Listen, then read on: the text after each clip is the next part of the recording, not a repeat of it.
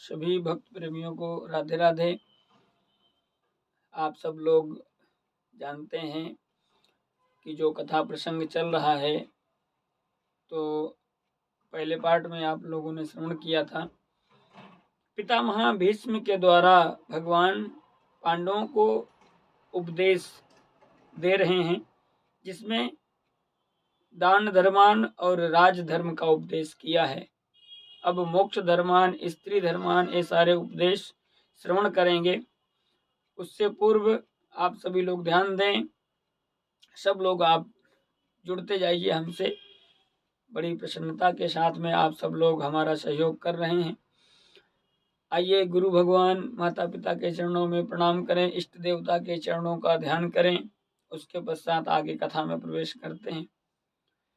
श्री गणेशाय नमः, श्री सरस्वती नमः, श्री सद्गुरु चरण कमलेभ्यो नमः, श्रीमातृपितृ चरण कमलेभ्यो नमः। गुरुर्ब्रह्मा गुरुर्विष्णु गुरुर्देवो महेश्वरः, गुरु साक्षात् परब्रह्म तस्मै श्री गुरुवे नमः। कृष्णाय वासुदेवाय हरे परमात्मने प्रणतः क्लेशनाशाय गोविंदाय नमो नमः। प्रेम से बोलिए सच्चिदानंद भगवान की जय, श्री कृष्ण चंद्र भगवान की जय। तो दान धर्म और राज धर्म के बारे में बताया विस्तार पूर्वक, आपने पहले प्रसंग में श्रवण किया है। उसके बाद में बताते हैं मोक्ष धर्म क्या है। अगर कोई मोक्ष प्राप्ति करना चाहता है, भगवान की प्राप्ति करना चाहता है, तो क्या करना है कि कर से कर्म करहि विधि नाना, मन राखहु जहाँ कृपा निधाना। इन हाथों से कर से कर्म करें विधि नाना, इन हाथों से नाना प्रकार के काम करें, अनेक प्रकार के कार्य करें, लेकिन मन राखूं जहाँ कृपा निधाना। अपने मन को वहीं रखना है जहाँ पे भगवान चाहें, भगवान की प्राप्ति जहाँ पे हो, मन को वहीं एकाग्र करके रखें। आप सब लोग जानते हैं कि मन की एकाग्र होना, भगवान की प्राप्ति करना, मोक्ष प्राप्ति होना का है। भगवान के चरणों में प्रीति, सत्संग की प्रीति, सत्संग की प्राप्ति भगवान के चरणों तक ले जा सकती है। ऐसा मोक्ष धर्मान का वर्णन किया। उसके बाद में स्त्री धर्म का वर्णन करते हैं। स्त्री का धर्म क्या है, आप सब लोग जानते हैं। स्त्री का धर्म क्या है, गोस्वामी तुलसीदास जी ने कितने अच्छे अच्छे शब्दों में रामायण में लिखा है। स्त्री का सिर्फ एक धर्म है, एक ही नियम है। आप सब लोग जानते हैं कि एक ही धर्म एक व्रत नेमा, काई वचन मन पति पद प्रेमा। स्त्री का एक ही धर्म, एक ही नियम है, एक ही व्रत है। शरीर से, अपने वाणी से, वचन से, काया से, किसी भी प्रकार से, हाथों से, सब प्रकार से अपने पति के चरणों में प्रेम होना चाहिए। बस एक ही धर्म है, एक ही व्रत है, एक ही नियम है। काय वचन मन पद पद प्रेमा। अपने शरीर से, वाणी से, हाथों से, हर प्रकार से पति की सेवा में समर्पित रहे। बस स्त्री के लिए और कोई धर्म नहीं है। महाराज, समस्या तो ऐसी है कि जाती तो हैं स्त्रियां, खूब मंदिर में जाती हैं, पूजा करने के लिए जाती हैं, सब करती हैं, लेकिन पति को नहीं मानती हैं, पति को खरी खोटी सुनाती हैं। तो मंदिर जाने से कोई लाभ नहीं होने वाला है। पति से प्रेम करो, पति ही परमेश्वर है, पति में ही भगवान है, बस और कुछ नहीं। और पति कैसा भी हो, अगर स्त्री अपमान करती है या कुछ कहती है तो नरक की प्राप्ति होती है। पूजा चाहे जितनी कर लो, पति में प्रेम नहीं है तो नरक जाना होगा। कि वृद्ध रोग बस जड़ धन हीना, अंध बधिर क्रोधी अति दीना। ऐसे हुपति कर किए अपमाना, नारी पाव जमपुर दुख नाना। वृद्ध रोग बस जड़ धन हीना, वृद्ध भी है, रोगी भी है, जड़ मतलब मूर्ख भी है, धनहीन भी है, अंध भी है, बधिर मतलब कान से बहरा भी है, क्रोधी भी है, कैसा भी पति है, एक एक शब्द गिना दिया। ऐसे हुपति कर किए अपमाना, अगर ऐसा भी पति है उसका भी अपमान अगर स्त्री करती है, पत्नी करती है, तो नारी पाओ जमपुर दुख नाना, नारी को यमपुरी में बहुत कठिन कठिन कठिन दुख प्राप्त होते हैं। इसलिए पति कैसा भी हो, अपमान नहीं करना चाहिए, सदा प्रेम से रहना चाहिए, प्रेम से बोलना चाहिए। ये स्त्री का धर्म है। और जब ऐसे ही स्त्री का धर्म बता रहे थे महाराज पितामह भीष्म, तो द्रौपदी भी वहीं पर बैठी हुई थी, द्रौपदी वहीं खड़ी हुई थी। अब जैसे ही स्त्री के बारे में ऐसी ऐसी बड़ी बड़ी बखान करते थे, और पति को भी चाहिए कि स्त्री की हर प्रकार से रक्षा करे, उसका दायित्व तो है, धर्म है, क्योंकि स्त्री जो है वो पति के ही भरोसे तो है, तो पति को चाहिए हर समस्या से स्त्री को बाहर निकाले, कोई समस्या होने न दे। जब ऐसा उपदेश कर रहे थे तो द्रौपदी हंसने लगी, और जब द्रौपदी का हंसना हुआ, पितामह ने कहा, अरे बेटी क्या हुआ, क्यों हंस रही हो? नहीं नहीं पितामह, कुछ नहीं हुआ, मैं बस ऐसे ही हंसी आ गई। अरे नहीं, स्त्रियों के हंसने के पीछे कोई ना कोई राज होता है, कोई ना कोई रहस्य है, आप बताओ मुझे। आज द्रौपदी ने कहा, अरे पितामह भीष्म, आज तो बहुत स्त्री का धर्म बता रहे हो, और उस समय स्त्री धर्म कहाँ चला गया था, जब पांडवों के बीच में कौरवों की सभा में दुशासन ने मेरे कपड़े उतरवा दिए थे। पितामह, उस समय उसी सभा में आप भी बैठे हुए थे, आपको तो ऊंची राजगद्दी मिली थी, अगर आप चाहते तो एक इशारा मात्र कर देते तो दुशासन की क्या हिम्मत थी जो मेरे चीर को भी हाथ लगा देता। अब जब इस प्रकार से द्रौपदी ने कहा, अरे मेरे पति, 5 पति मेरे बैठे हुए थे, लेकिन किसी ने कुछ नहीं किया, तब धर्म कहाँ चला गया था? क्या तब धर्म नहीं था? इस प्रकार से जब द्रौपदी ने कहा, पितामह भीष्म की आंखों से आंसू बहने लगे, और उन्होंने कहा, बेटी, मैंने उस समय कौरवों का अन्न खाया था, और जैसा खाए अन्न वैसा होए मन, और जैसे पिए पानी वैसी होए वाणी। तो उस समय मैं कौरवों का अन्न खाया था, इसलिए बुद्धि मेरी दूषित हो गई थी, मैं चाह कर भी रोक नहीं सका। अरे उसी पाप का तो फल मैं भोग रहा हूं, वही पाप का फल यह है जो मैं 52 दिन से आज इस बाणों की सैया पे लेटा हुआ हूं, और उनके जो अन्न का रक्त था मेरे शरीर में, एक एक बूंद बूंद आज गिर गया, इसलिए मेरी बुद्धि पवित्र हो गई है। और जब दुशासन खींच रहा था साड़ी को भरी सभा में, द्रौपदी ने सोचा, अरे पितामह भीष्म है, मेरी क्या साड़ी उतार देगा, ये इसकी क्या हिम्मत है? पितामह भीष्म जब कुछ नहीं बोले, सर को नीचे झुका लिया। अरे द्रौपदी को अभी भी अहंकार है, मेरे 5 पति बैठे हुए हैं। अरे जिसका एक पति है तब तो कोई पत्नी को कुछ कर नहीं सकता, मेरे तो 5 पति बैठे हुए हैं, अरे मेरे पति हैं अभी, इसकी क्या हिम्मत है जो मेरी साड़ी उतार देगा? पति भी जब कुछ नहीं बोल सके, सिर को झुका लिया, तब द्रौपदी को फिर भी अहंकार था, अरे हमारे गांव के लोग हैं, हमारे पास के लोग हैं, पड़ोसी हैं, सब लोग हैं, कोई कुछ नहीं कर सकता। लेकिन जब किसी ने कुछ नहीं किया, तब रास्ता क्या दिखता है? सिर्फ भगवान का रास्ता दिखता है। हर मनुष्य के साथ में यही समस्या है। जब परेशानी होती है अपने भाई बंधुओं को सबसे बताएगा, जब कोई हल करने वाला नहीं है। अरे अभी तो ये है, जब सब हर जगह से हार जाता है तब भगवान के पास आकर के चरणों में मत्था रख देता है, प्रभु अब कोई सहारा नहीं है, अब आप ही बचाओ। अगर यही करना था तो हम पहले कर लेते। अगर पहले ही अगर भगवान के पास आ जाते तो कल्याण हो जाता।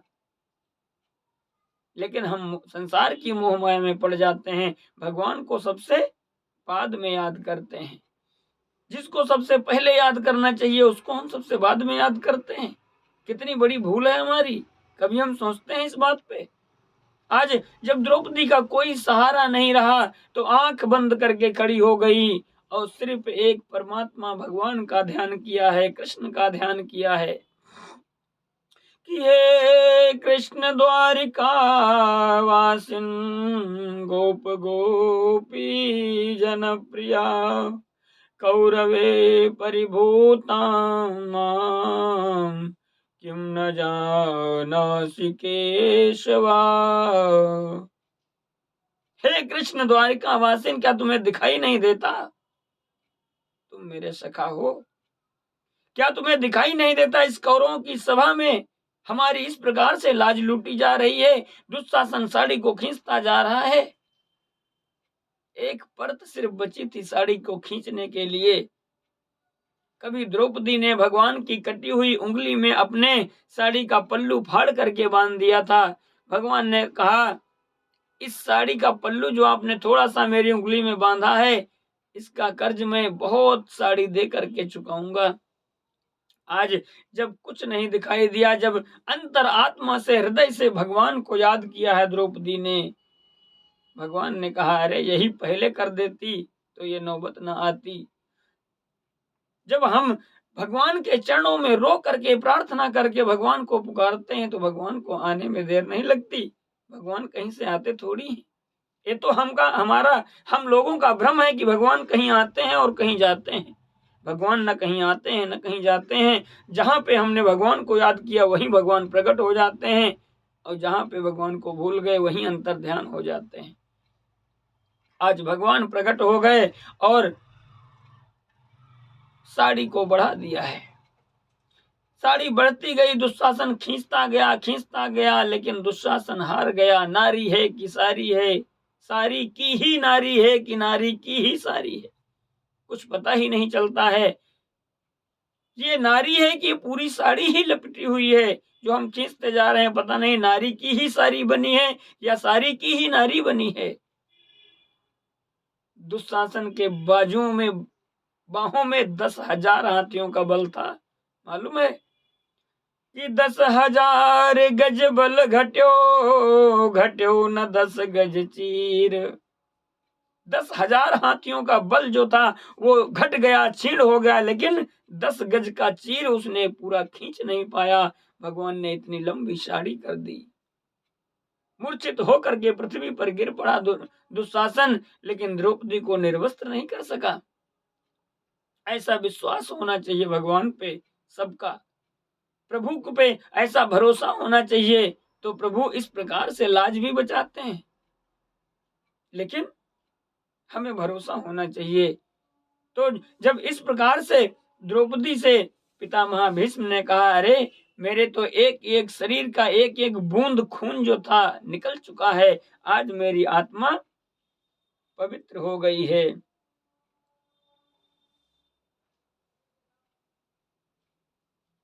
पितामह भीष्म के प्राण त्याग का समय आ गया। भगवान से पितामह भीष्म ने हाथ जोड़ करके कहा, प्रभु एक विनती है मेरी। आज कन्हैया ने कहा, अरे पितामह भीष्म बताइए। भीष्म ने कहा, अरे मेरी एक पुत्री है, मैं मर जाऊंगा तो उसका विवाह कैसे होगा? तो मैं चाहता हूं कि मेरी पुत्री का विवाह आपके हाथों से कर दूं, मेरी पुत्री का वर्ण आप कर लें। अरे पांडव तो चौंक गए। पितामह भीष्म तो अखंड ब्रह्मचारी हैं, लेकिन इनकी पुत्री कहां से आ गई? आप लोग भी सोच रहे होंगे। बात तो सत्य है, इनकी पुत्री है कौन सी? बहुत सुंदर शब्दों में पितामह भीष्म ने कहा कि इति मति रूप कल्पिता वितृष्णा भगवती सात्वत पुंगवे विभूम्नि स्वसुखमुपगते क्वचित् विहरतुं प्रकृतिमुपेयुषि यद भव प्रवाह। मेरी बुद्धि जो है, मेरी जो मति है, यही मेरी पुत्री है। इति मति रूप कल्पिता वितृष्णा, ये मेरी जो मति रूपी पुत्री है, इसका वर्ण आप कर लीजिए, इसको आप अपने चरणों में स्थान दे दीजिए और कुछ नहीं चाहिए। इसमें कोई तृष्णा नहीं है, वितृष्णा है ये तृष्णाओं से अलग है, क्योंकि तब कभी थी लेकिन अब उसका एक एक रक्त निकल चुका है। ये मन, ये जो बुद्धि है पवित्र हो चुकी है, इसलिए मैं चाहता हूं कि इसका वर्ण आपके साथ में कर दूं। तब पांडवों ने समझा, अच्छा ये बात है, ऐसी बात है। आज भगवान ने पितामह भीष्म की वाणी को स्वीकार किया है, सत्य किया है।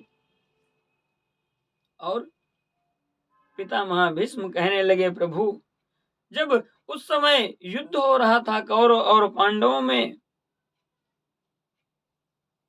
पांडवों की आपने हर प्रकार से रक्षा की है। आप न होते तो क्या पांडव जीत जाते? पांडवों की सेना कम थी, कौरवों की बहुत ज्यादा थी, लेकिन आप साथ में थे, इसलिए पांडवों को विजय प्राप्ति हो गई। अरे जिसका भगवान रखवाला है, उसका कोई क्या कुछ कर सकता है?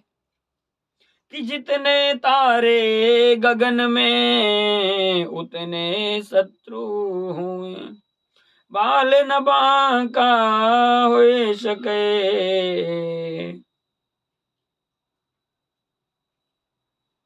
जा पर कृपा रघुनाथ की, तो बाल न बांका होए। अरे जितने आसमान में तारे रहते हैं, अगर उतने भी शत्रु हो जाएं, लेकिन जिसके साथ में भगवान है, उसका बाल बांका कभी हो ही नहीं सकता है। ऐसी भगवान की कृपा जीवन की अंतिम श्वासें हैं। आज पितामह भीष्म ने कहा कि जीवन की अंतिम श्वासें हैं, नैया आ चुकी किनारे है। अब लंगर खींचा जाता है, बल या विश्वास तुम्हारे पर। अरे अब तो जीवन की सांसें अंतिम बची हैं, आखिरी बची हैं। अरे मनुष्य काम तो तब करता है जब शरीर में ताकत हो, या फिर आप जैसा बलवान साथ में हो। बल या विश्वास तुम्हारे पर, या तो मनुष्य के साथ में बल होना चाहिए, या फिर आपके ऊपर भरोसा होना चाहिए। मनुष्य का तो कोई भी काम रुक नहीं सकता। अब तो मेरा अंतिम समय आ गया है, मैं तो कुछ कर नहीं सकता। और ये मनुष्य, हर एक मनुष्य को ये ज्ञान दिया गया है, पितामह भीष्म के उपदेश के साथ में सबको ये ज्ञान दिया गया है कि मनुष्य कुछ नहीं कर सकता। जब परमात्मा जो चाहता है वही होता है। इसलिए भगवान के ऊपर जब भरोसा रखेंगे तो हमारा बल मजबूत रहेगा, कोई कुछ कर नहीं सकता। एक भगवान ही थे पांडवों के साथ में, कौरवों के साथ में सारी सेना थी, लेकिन कौरव समाप्त हो गए, पांडवों का कोई कुछ नहीं कर सकता। इसलिए हम सबको, आपको भी और हमें भी भगवान पे भरोसा रखना है, अंधविश्वास करना है कि परमात्मा हमारे साथ में है तो कोई कुछ कर नहीं सकता। बस ये विश्वास बना रहे, भरोसा बना रहा। श्री कृष्ण पांडव गए सभी भीष्म के पास, प्राण त्याग भीष्म ने कियो, तज मन की सब आस। श्री कृष्ण पांडव सब लोग गए थे भीष्म के पास, और भीष्म ने भगवान को देखते देखते अपने प्राणों का त्याग कर दिया, सभी आशाओं को छोड़ दिया। इतना तो करना स्वामी, जब प्राण तन से निकले। इतना तो करना स्वामी, जब प्राण तन से निकले। गोविंद नाम लेकर जब प्राण तन से निकले।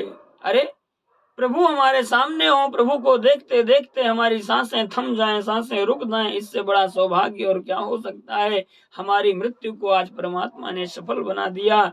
ऐसा कह करके भीष्म ने अपने प्राणों का त्याग कर दिया। जब भीष्म ने प्राणों का त्याग कर दिया तो भगवान द्वारिका के लिए प्रस्थान करते हैं। भगवान ने कहा बस यही भीष्म के द्वारा पांडवों को उपदेश देना था, अब द्वारिका के लिए चल देते हैं। जब द्वारिका जाने लगते हैं तो आज सब लोग भगवान को छोड़ने के लिए जाते हैं। कौन कौन लोग जाते हैं? सुभद्रा, द्रौपदी, कुंती, विराट तनया तथा गांधारी, धृतराष्ट्र, युयुत्सुर गौतमो यमो। सुभद्रा गई, द्रौपदी गई, कुंती गई, गांधारी, धृतराष्ट्र, सभी लोग भगवान को छोड़ने के लिए गए। कि कौरव दल कर नाश कर गए द्वारिका नाथ, दर्शन कर आनंद सो पुरजन भय शनाथ। कौरव दल का नाश करके आज द्वारिका नाथ द्वारिका गए हैं और सब लोगों ने भगवान से मिला और सब लोग प्रसन्न हुए हैं। अमित रूप प्रगटे तेहि काला, जथा जोग मिले सबहि कृपाला। जब भगवान द्वारिका गए ना तो इतने लोग मिलने के लिए आ गए, बहुत दिन बाद गए, इतने लोग मिलने के लिए आ गए। अब किससे किससे मिलते भगवान, इसलिए भगवान ने अपने शरीर से कई कई रूप प्रकट कर दिए। जहां जहां जितने जितने लोग आए सबको भगवान सबसे बराबर एक साथ में ही मिले। अमित रूप प्रगटे तेहि काला, उसी समय में भगवान ने अपने अनंत रूप बना लिए। जितने लोग मिलने वाले थे उतने रूप भगवान ने बनाए और सबसे बराबर एक साथ में मिले। और भगवान की दिनचर्या क्या है मालूम है? प्रातः काल उठ के रघुनाथा, मातु पिता गुरु नाम ही माता। भगवान सुबह उठते हैं, माता पिता को प्रणाम करते हैं, गुरु जी को प्रणाम करते हैं। क्यों? अरे वो तो सारे संसार के गुरु हैं, जो जगत का गुरु है वो भी माता पिता गुरु को प्रणाम करके ये शिक्षा देना चाहता है कि माता पिता गुरु को सदा सर्वदा और हर रोज प्रणाम करना चाहिए। भगवान ने सीख दी है हम सबको, क्योंकि प्रणाम करने से क्या बढ़ता मालूम? अभिवादनशीलस्य नित्यं वृद्धोपसेविनाम्, चत्वारि तस्य वर्धन्ते आयुर्विद्या यशो बलम। अभिवादन करने से नित्यम वृद्धोपसेविनाम, अगर नित्य व्यक्ति अभिवादन करता है, माता पिता गुरु भगवान के चरणों में प्रणाम करता है, बड़ों को प्रणाम करता है, तो उसका 4 चीजें बढ़ती हैं, आयु, विद्या, यश और बल बढ़ता है। इसलिए हम सबको भगवान ने ये सीख दी है कि हमको भी करना चाहिए। उसके बाद में परीक्षित का जन्म हुआ। आप लोग परीक्षित की जो जन्म की गाथा श्रवण कर रहे थे, वही गाथा ये चल रही थी। अब परीक्षित का जन्म हुआ, ब्राह्मणों ने सुंदर नामकरण संस्कार किया है, जिनका नाम हो गया विष्णु रात। विष्णु जी के द्वारा रक्षा किए गए, भगवान के द्वारा गर्भ में रक्षित हुए, इसलिए उनको नाम हुआ विष्णु रात। विष्णु के द्वारा जो रक्षित है उसका नाम विष्णु रात हुआ। लेकिन परीक्षित का नाम एक हो गया परीक्षित, विष्णु रात का नाम हो गया परीक्षित, क्योंकि जिसकी गोदी में जाते उसको देखने लगते हैं, क्योंकि उनको तो स्मरण गर्भ का है। अरे जो गर्भ में गया था बचाने के लिए वो कहाँ है? उसको देखते देखते, परीक्षा करते करते उनको परीक्षित बना दिया। आज उनका नाम एक परीक्षित भी हो गया। धीरे धीरे परीक्षित बढ़ने लगे। उसी समय विदुर द्वारा गांधारी और धृतराष्ट्र को उपदेश दिया गया। विदुर ने उपदेश किया, युधिष्ठिर को शोक हुआ। नारद जी ने उनका समाधान किया, लेकिन अर्जुन भगवान को छोड़ने द्वारिका गए थे, क्योंकि बहुत प्रेम था अर्जुन में, कृष्ण और अर्जुन में बहुत प्रेम था, इसलिए वो गए थे द्वारिका और कहने लगे हम तो अभी आ जाएंगे। लेकिन 7 महीने बीत गए। 7 महीने के बाद में अगर आ रहे हैं अर्जुन, तो क्या खबर लेकर के आ रहे हैं? यदुवंश सारा विनाश हो गया। कि न पिबन्ति स्तनम वत्सा न दुहयन्ति च मातरा। इधर न बछड़े गाय का दूध पी रहे हैं, न गाय दूध दुहने दे रही है। जब ऐसा होने लगे तो समझ लो कुछ न कुछ अपशकुन होने वाला है। जब इस प्रकार से इधर होने लगा तो सब पांडव लोग सोचने लगे क्या बात है, कोई अपशकुन तो नहीं होने वाला है। उसी समय अर्जुन द्वारिका से वापस आ रहे थे। अर्जुन द्वारिका से वापस आ रहे थे, देखा तो उनका मुख मलिन था, चेहरे में उदासी थी, चेहरे का तेज सब समाप्त हो गया था। आज युधिष्ठिर ने कहा, अरे अर्जुन, ऐसे तुम्हारा चेहरा उदास क्यों है? कोई चिंता है क्या? कोई बात जरूर है। तो अर्जुन ने कहा कि वंचितो हम महाराजा हरिणा बंधुरूपिणा एन मे परतम तेजो देव विस्मापनम महत। वंचितो हम महाराजा, अरे वो महाराज जो हमारे साथ में हर पल रहते थे, भगवान हरिणा बंधु रूपिणा, वो हमसे हरण होकर के चले गए, अपने सुधाम को चले गए भगवान। इस प्रकार से जब अर्जुन ने बताया, यहाँ पर आ करके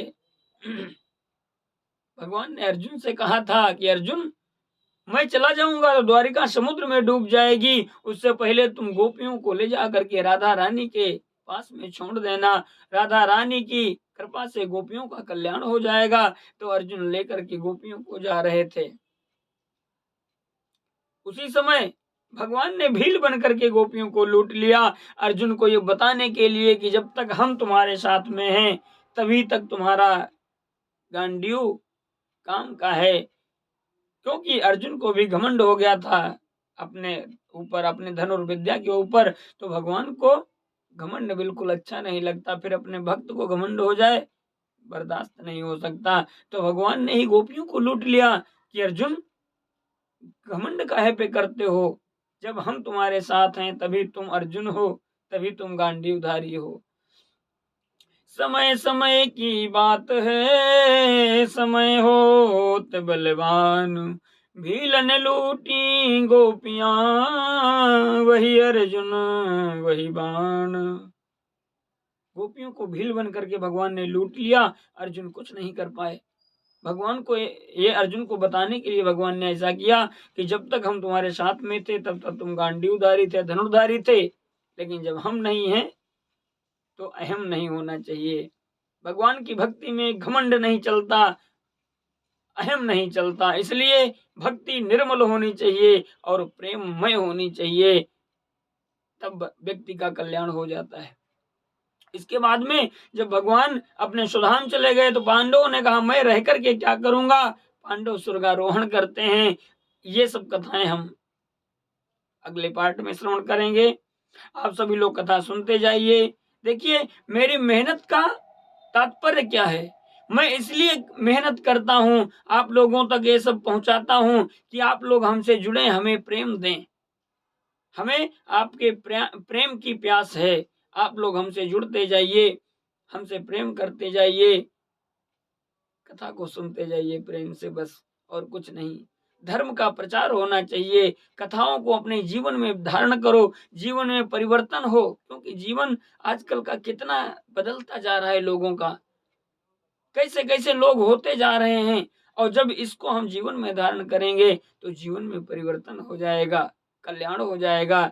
बस यही हेतु है, बाकी और कोई हेतु नहीं है।